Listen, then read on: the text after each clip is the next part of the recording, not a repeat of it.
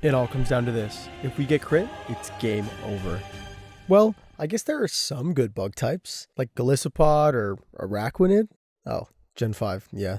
Well, at least I get Heracross in this one. In a hardcore Nuzlocke, once a Pokemon faints, it's dead forever, you can't use items from the bag in battle, and some more rules that you can see on screen. In addition to those rules, I also don't use setup moves or substitute. The Unova region, home of my favorite Pokemon games, and apparently the new Scarlet and Violet DLC. This better be a hint at a new Legends Kyurem or Keldeo or Alder, I don't know. After a fun little cutscene, we grab Not Bug the Snivy, who isn't going to be used, but I picked him so Hugh will still have an Enbor when we take him on later on. Route 19, where we learn to catch Pokemon and where Chris Hansen can catch another Predator. Like seriously, Alder, leave children alone. Route 20 is where we finally get our first real encounter, and that's a Sawaddle named CIA. Leavanny is criminally underrated just because of its 2 4x weaknesses to fire and flying, but with an early evolution, solid attack and speed stats, and a pretty decent move pool, CIA is going to be super valuable for the early game. We politely go tell this team Plasma Grunt to f*** off, and it actually works for some reason. You're a grown-ass man and I'm 10. What is this, Home Alone? We get back to Espirtia City, where we've only got one thing to do, and that's go take Cheran's lunch money. He's going to have flashbacks of us ruining him like in the main games. We sweep through his gym trainers and challenge the normal type gym leader for our first badge of the run. Cheran leads with Patrat and I lead with CIA. We aren't playing on challenge mode here since I actually got some comments saying that challenge mode is easier apparently. I don't know, but we're in normal mode for this run. In the time I spent pre-arguing with you guys in the comments, CIA already took care of Patrat with 2 bug bites. Having access to like the second best physical bug move in the entire game at level 8 is a little broken. Second up is Lillipup, but after Patrat got more embarrassed than I did at track and field day, I'm sure you can guess how this one goes. With Lillipup down, Sharon's been defeated and we've won our first gym badge of the run. With 1 badge, we get a couple of presents from Game Freak. First, we get the TM for Return. Its base power is based on friendship, so we can literally have its max 102 base power the second you get it. The second present we get is access to the bottom of Route 20. Now, I know what you're going to say in the comments. This is what you sound like, by the way. That's the same route you caught Sawaddle on. Well, too bad, since it has different encounters than the upper route, and I need a new team member to beat Roxy. FBI the Venipede joins the team, and since she has access to rollout for her older brother on Roxy's team, she's going to be great. After sweeping through all of her trainers as well, we challenge Rockstar Roxy for our second gym badge of the run. Roxy leads with Coughing, and I lead with FBI. Using Defense Curl doubles the power of rollout, so we set 1 up before... we set up 2 and then use rollout on her lead, Coughing. A few assurances did force FBI to use her Oranberry, but again, we weren't really in any danger. 3 rollouts connect, and that takes down Roxy's lead Pokemon. Her second and last Pokemon for that matter is Whirlipede. FBI's older brother doesn't even get a chance to do anything though, since a 4th turn of rollout does massive damage at 480 base power. That's definitely enough for a clean one-shot KO, and with that, we've taken down Roxy. Oh god, please. Please, no. Don't do this. Not again.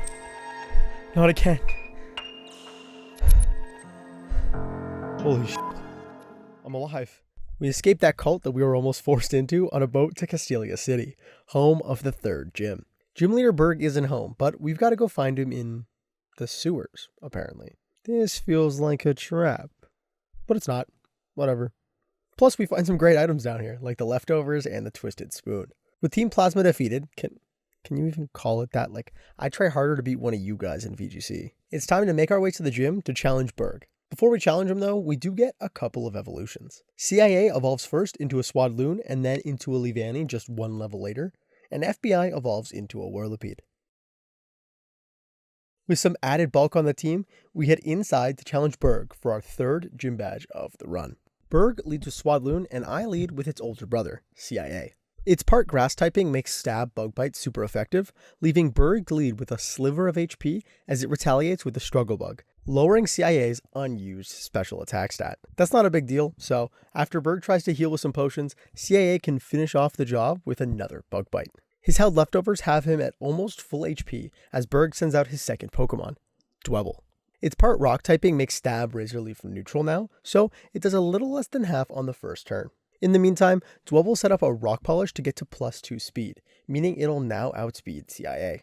I need to make sure CIA has enough HP to deal with Leavanny in the back, so I alternate Protects and Razor Leafs to gain a little bit of HP back every turn.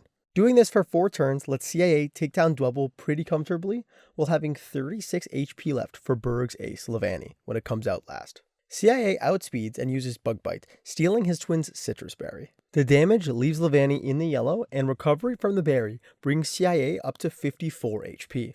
CIA's doppelganger just uses String Shot to lower his speed, so Burgh clearly isn't even trying anymore. CIA tanks a Struggle Bug on the next turn before he can finish off Burgh's ace with a second Bug Bite. With his Leavanny defeated, we've won our 3rd badge of the run, and we're almost halfway to the Pokemon League. Goodbye, Castelia City, and hello, a desert? Do I really need to leave?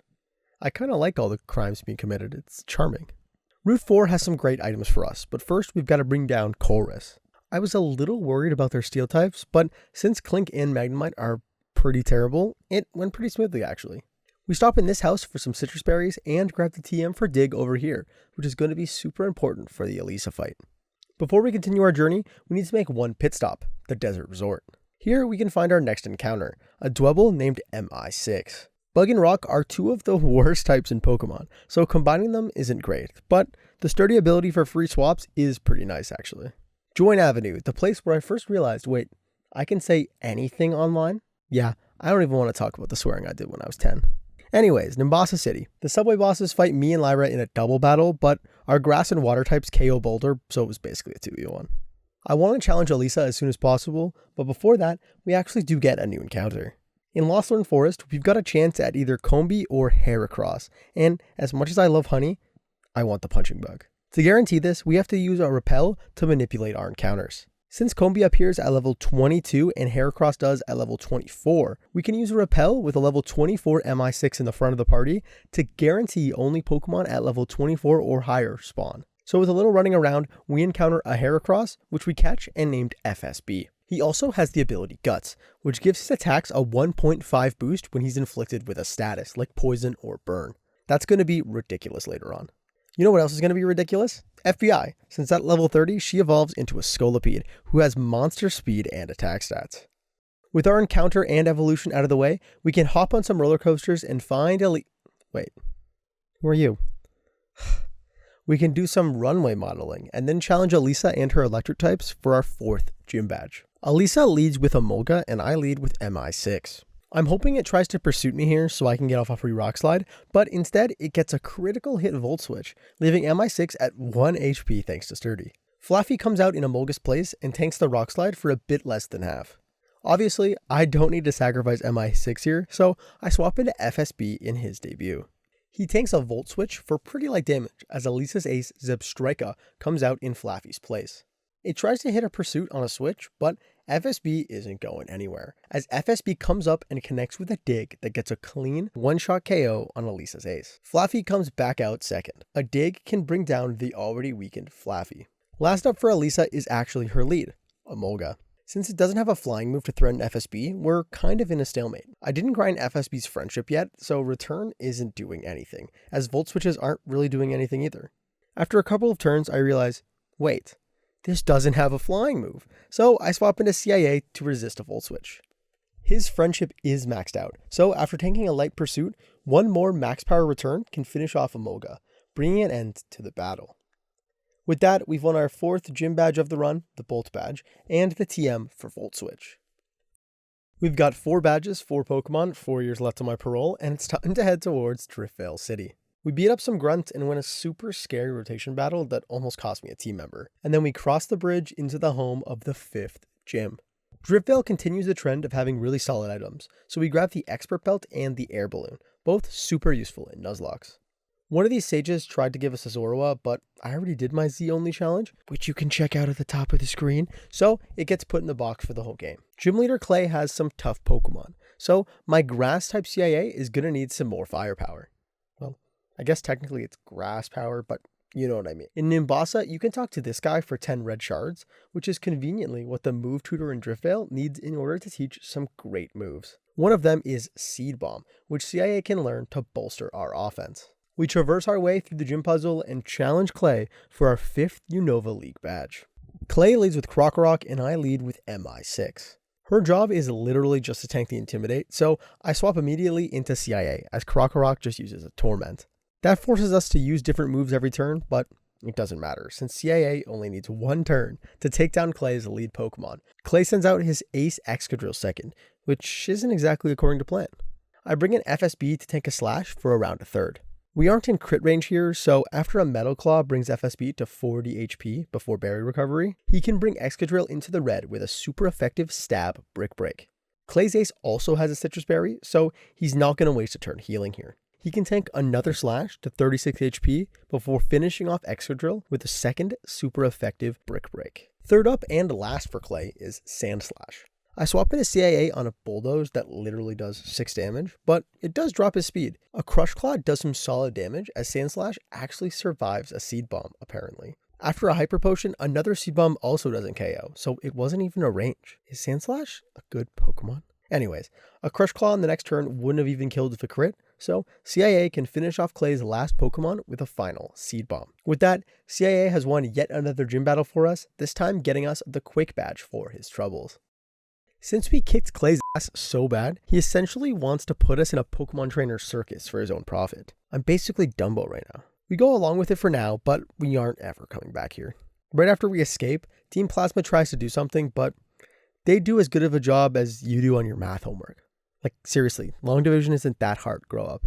The Pokemon World Tournament isn't all bad though, since MI6 evolves into a Crustle, and we can go find our new encounter, which is a pretty unique one. Normally, Larvesta evolves at level 59, which is over the Elite Four level cap, but thanks to the Relic Castle, we can catch one at only level 35. It doesn't have any useful moves at all, but look how cool it is. On Route 6, we can grab a less cool encounter, and that's Shelmet. To evolve NSA, we're going to need to catch a Carablast all the way on Route 11, so we're going to have to wait a while until he's any good.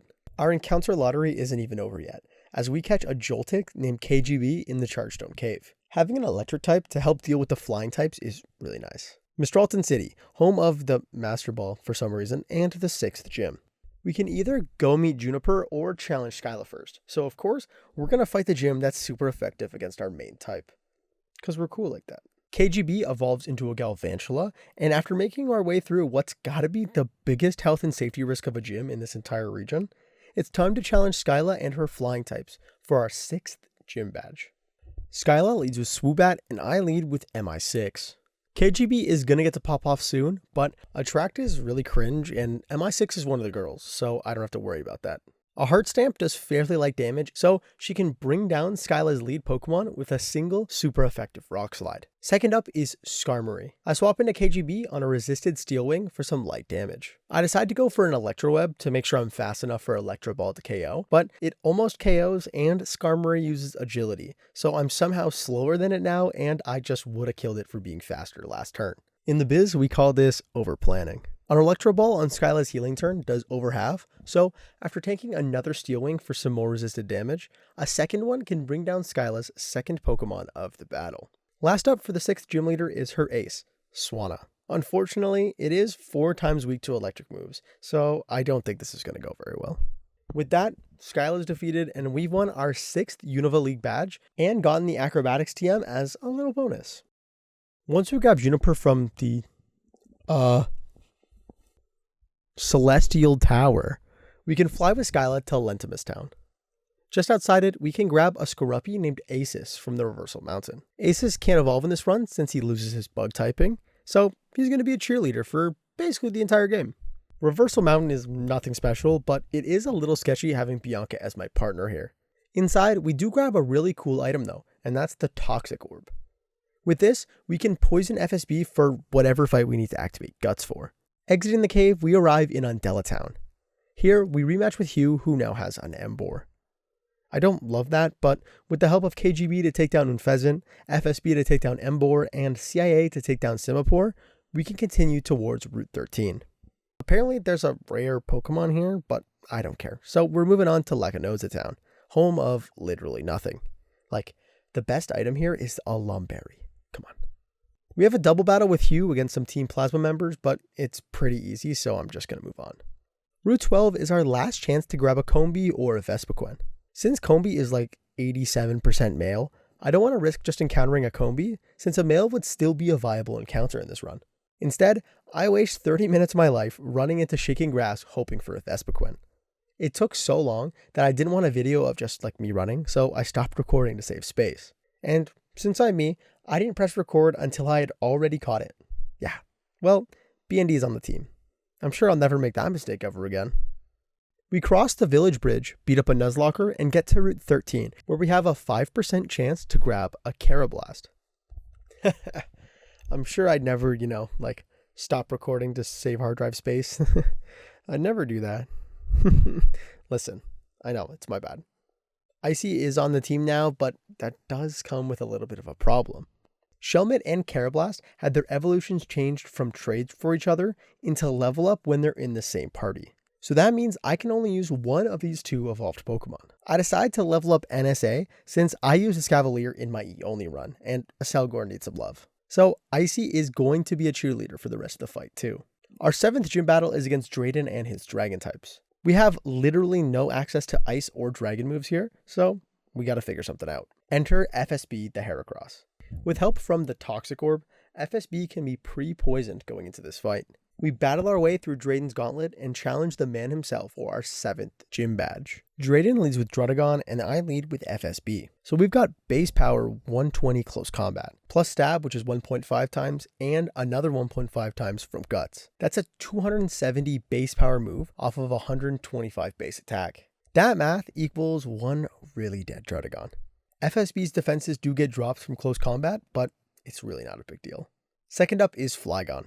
It can outspeed FSB, but a non-stab Rock Slide doesn't even do half, as another Guts boosted close combat secures a one-shot KO. Third up and last for Drayden is his ace, Haxorus. My favorite of the Unova Dragons is a pretty good Pokemon, but since its best move in this battle is negative priority Dragon Tail, FSB is free to secure his third one-shot KO of the battle with another Guts boosted close combat. With Haxorus down, Drayden has officially been defeated by one particularly angry punching bug. Team Plasma remembered that they were in the story, so they ice out Opelucid City like a SoundCloud rapper.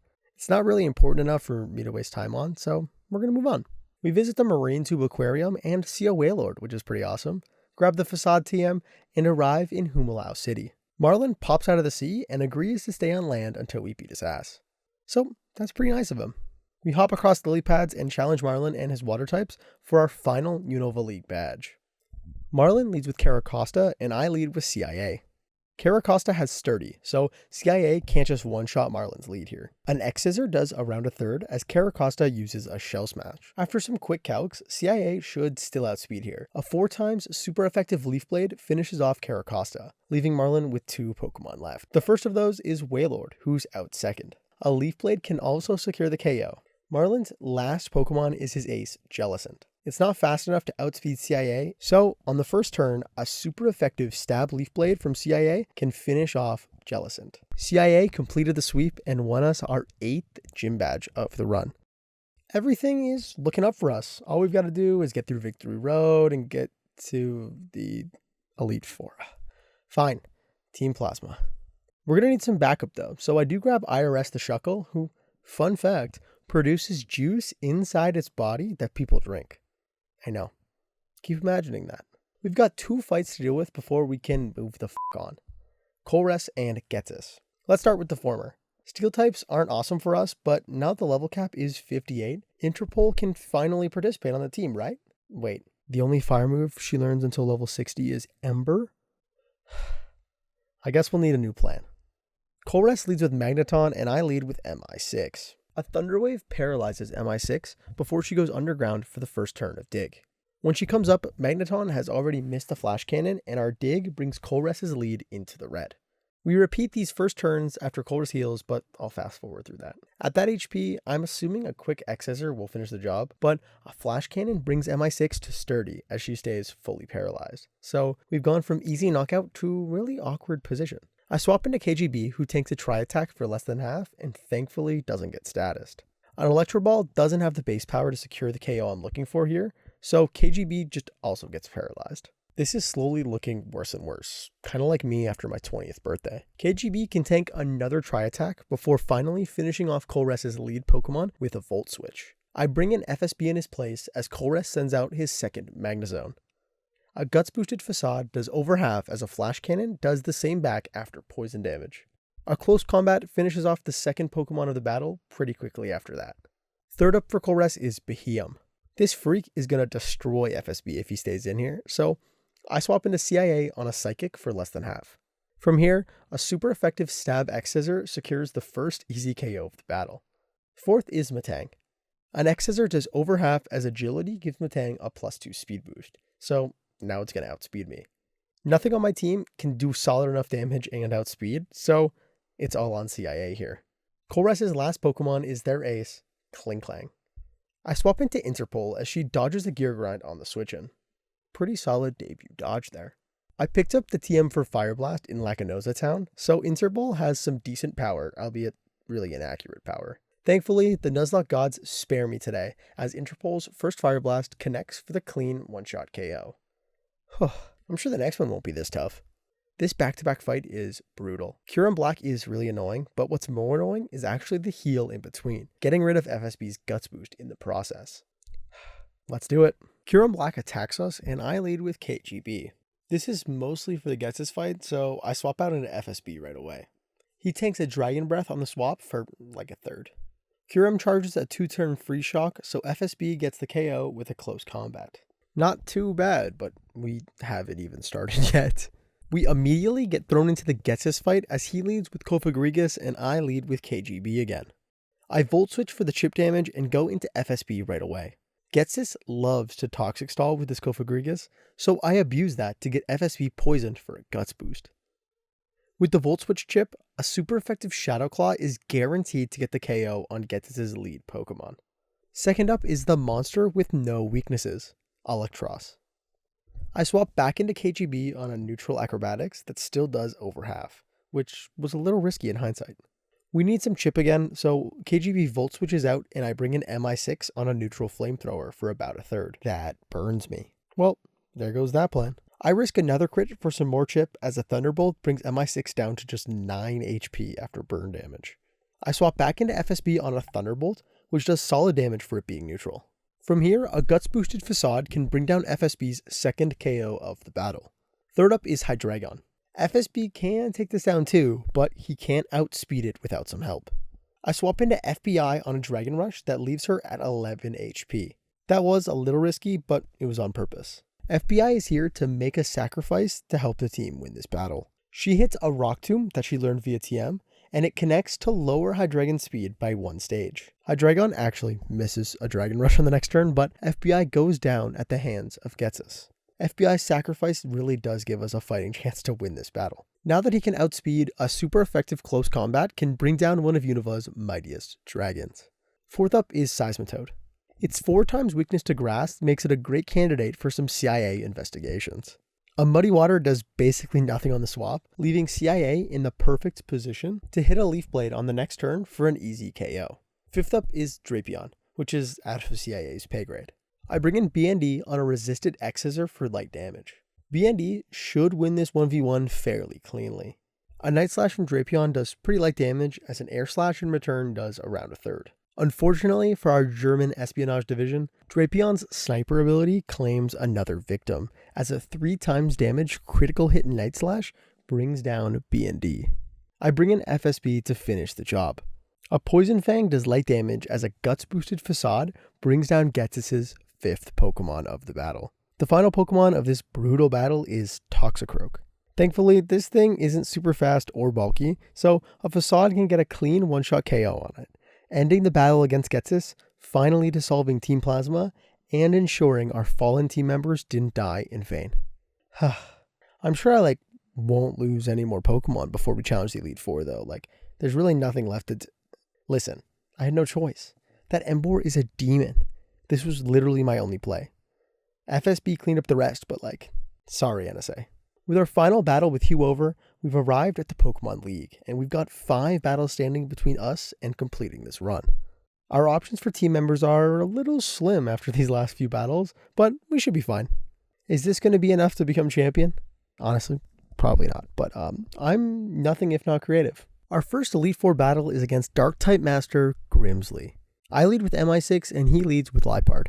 A fake out on the first turn forces MI6 to skip her first turn, but she got the best Bond movie, so I guess it's fine. Liepard keeps the hate train going, getting a crit with a Night Slash, but it doesn't even bring MI6 below half. Stupid cat. MI6 gets her revenge right after though, as a super effective X-Scissor gets the KO. Second up for Grimsley is Scrafty. I swap into FSB on a resisted crunch for basically nothing.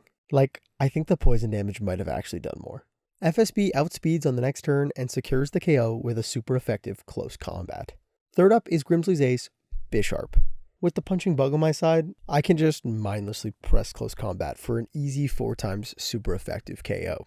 Grimsley's final Pokemon is Crocodile, whose Intimidate ability drops FSB's attack. I swap into CIA as a Dragonclaw connects for a third. From here, a stab super effective Leaf Blade can secure another easy one-shot KO on Grimsley's final Pokemon. We've secured our first Elite Four victory, and trust me, they all aren't going to be this easy. We're going to continue our type advantage streak by taking on Caitlin and her Psychic types second. She leads with Musharna and I lead with CIA. This thing just wants to spam Yawn since its only attacking moves are Dream Eater and Charge Beam. So I just pivot around through CIA and KGB until we finish it off with a Volt Switch, letting us bring in MI6 before Caitlin gets to send out her Reuniclus second. This is a rare opportunity where MI6 actually outspeeds something, and since Sturdy keeps us safe from critical hits, we are totally safe here. 2 X-Scissors are enough to bring down Caitlin's second Pokemon of the battle. Third up is Sigilyph. I swap into KGB on a Psychic that did a little more than I thought it would, so I guess I risked a crit. We aren't punished though, so on the next turn, KGB outspeeds and gets a one-shot KO with a magnet-boosted super effective Thunderbolt. Caitlin's final Pokemon is her ace, Gothitelle. KGB doesn't love this matchup, so he Volt Switches out and I bring in IRS on a Psychic for less than a third. IRS can tank another Psychic safely even with the crit, so he can use Power Split, which is a move that averages the attack stats between both Pokemon on the field. Since IRS has literally the 4th lowest base attack and special attack stats, we're essentially just sandbagging Gothitelle here. This lets me feel super comfortable swapping into Interpol on a Psychic for super light damage. From there, a Silver Wind is enough to bring down the final Pokemon of our second Elite Four battle. We're halfway through and it's finally time to start struggling. Our third battle is against the glorified black belt, Marshall. He leads with Throw and I lead with FSB. A Facade can't get the KO, so FSB needs to take a Rock Tomb for 25 damage. Very threatening, Mr. Muppet Man. A second Facade gets the KO and we're off to a pretty good start. When Marshall sends out Mienshao second, our good start is going to get even better. Since it wants to use the 2-turn move Bounce here, I can swap into CIA and Protect on alternating turns until Bounce runs out of its 5 PP. Once that happens, CIA can tank a Retaliate for 40 damage as a Leaf Blade brings Mienshao into the red. I actually don't want to take it down with CIA here, so putting it into healing range was actually the goal. After Marshall heals and CIA cancels it out again, I bring in KGB on a resisted high jump kick. Now he can outspeed and bring down Marshall's second Pokemon, and he's in perfect position for when Marshall sends out his ace, Conkeldurr. We need KGB to do his classic play of using Volt Switch for chip and then swapping into the real sweeper. For this fight though, it's actually swapping into our first sacrifice. I actually did have more plans for him, but we need KSB to get in safely to win this fight. Unless Conkeldurr misses a Stone Edge, so we can get off one more Power Split for the insurance that we need to save our juicy Rock Turtle boy. I bring in KSB on a Stone Edge that only does 40 damage, which just goes to show you how terrible Shuckle's stats are. Since FSB is faster than Conkeldurr, a single Guts boosted close combat can bring down Marshall's ace, leaving him with only one final Pokemon. The second Muppet of the battle comes out, but since this one has Sturdy, we've got to be kind of careful. I swap into MI6 on a Retaliate, which is resisted, and it activates her held Rocky Helmet, just to break Sturdy. Now all I need is for Interpol to get in safely, and we're good. Listen, buddy, I'm really sorry to do this. IRS goes down, and we've got our first death of this Elite Four run. His sacrifice is not in vain though, as Interpol finishes off the job with a Psychic, finishing off the third Elite Four member of the run. Marshall's defeated, and we still got one battle left before taking on the champion herself. Shauntal and her ghost types don't even know it's about to hit them. She leads with Cofagrigus and I lead with KGB. Now, what's that move over there? Rain Dance? KGB sets up the rain as Kofagrigus uses Will-O-Wisp to burn us, but I held Rossberry cures that right away. With the rain up, I Volt Switch into FSB hoping for another Will-O-Wisp, but a Shadow Ball does some solid damage instead. Not ideal, but we'll make it work. With the chip damage, a Guts boosted Shadow Claw does enough to secure the KO. Second up is Shauntal's ace, Chandelure. We set the rain up for this undead light fixture right here. This lets me swap into MI6 on a neutral Psychic instead of a super effective Fire Blast. With a held Citrus Berry, all MI6 needs to do is survive a crit here. Holy shit, 1 HP? She fires off a Rock Tomb for over half, but more importantly, for a speed drop. The last step of our plan is for MI6 to make the most important sacrifice of the run so far. She came up clutch so many times. I bring in KSB safely. With the Guts boost and speed drop, a Shadow Claw can bring down Shauntal's ace. Third up is Driftblim. There's nothing that this child's kidnapper can do, so FSB just secures the KO on his third Pokemon of the battle. His reign of terror does come to an end though, as Shauntal's Golurk comes out last. Even if FSB can't take it down, CIA can make an appearance to handle Golurk's part ground type.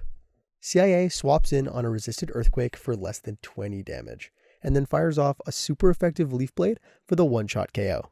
We've somehow made it through the Unova Elite Four with only 2 casualties. Can our final 4 team members take down Champion Iris? God, I hope so. I spent like 4 hours planning this. Champion Iris leads with Hydreigon, which is a pretty overpowered lead by the way, and I lead with Interpol. Her entire job is to win this 1v1. It's literally the only thing I'm asking her to do in this entire run. A Surf comes in and brings Interpol just under half, but a Citrus Berry means that only a crit will kill here. Our Silverwind is over half, meaning that all Interpol needs to do is survive this last Surf. Thank you for being useful. Holy shit. Druddigon comes out second for Iris. I need to sack Interpol later on, so I'm just going to swap into CIA to bait a flamethrower that I can, or it's going to use a flamethrower into my Volcarona? Well, I kind of need to sack CIA later, so I'm going to have to figure that out. I bring in FSB for free. Druddigon is pretty slow, so FSB can outspeed and use a Guts boosted close combat for a really clean one-shot KO. Okay, we're getting back on track. Third up is the biggest problem on Iris's whole team, Archeops. Since KGB can't outspeed this, he's going to need the help of a Chartyberry, which you can get by developing your Joint Avenue, which I definitely did. I need to sacrifice Interpol here specifically, because the Flame Body ability gives us a chance to get a burn off, and it actually does. Whoa, she was actually useful. That burn actually keeps KGB out of crit range, which is really awesome. KGB comes in and Archeops misses a Rock Slide on the next turn, so his held Chartyberry is literally useless. After some healing shenanigans from Iris, KGB can take down Archeops with a Volt Switch, not only bringing down Iris's third Pokemon, but also giving us a free swap into FSB. Aggron comes out fourth, but we've got our Guts boosted Punchy Bug against a Pokemon with a 4 times weakness to fighting. So that goes exactly how you thought it did. Bye, Aggron. Fifth up is Lapras. Its ice typing isn't doing it any favors against my fighting type, so one more close combat can bring down another of Iris's team members. Her last Pokemon is a tricky one, Focus Sash Haxorus. Since KGB is a pretty slow Heracross, we need another speed drop to secure this KO. KGB can now survive the incoming Dual Chop if he doesn't get crit. It all comes down to this move.